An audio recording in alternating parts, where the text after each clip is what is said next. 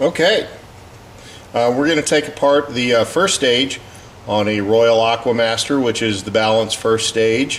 When you take apart a first stage, it's under spring pressure, so probably it's a good idea to wear safety glasses before you undertake that. Parts could fly out, and they often do. At the very least, when you use your circlip pliers, be sure you hold your hand over the nozzle to keep your parts from flying out.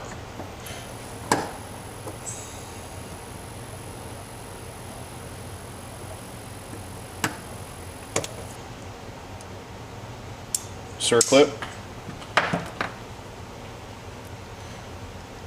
high pressure filter. You'll have a top spring. Then you'll have the crown block assembly, which I'll try and go into a little more detail on that. Next, you'll have main spring or first spring, and then at the very base you'll have a high pressure seat.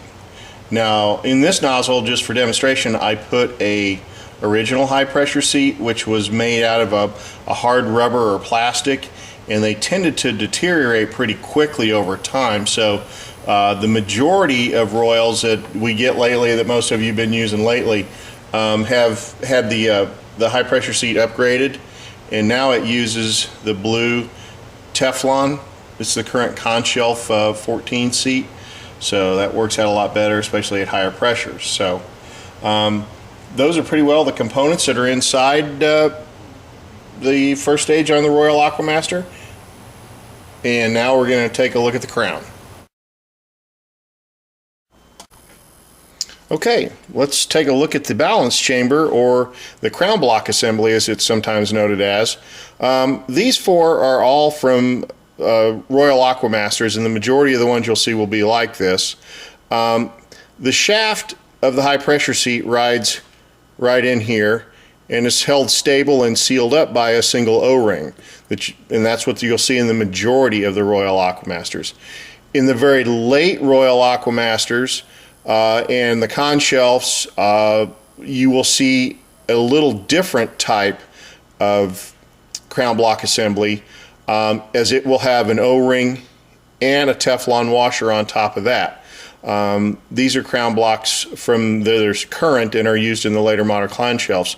The Teflon washer that's in there helps to stabilize the high pressure seat at higher pressures, and keeps having a high pressure creep or leak by, which will sometimes cause a slight free flow until it gets 100% settled or balanced, and the pressure drops a little bit.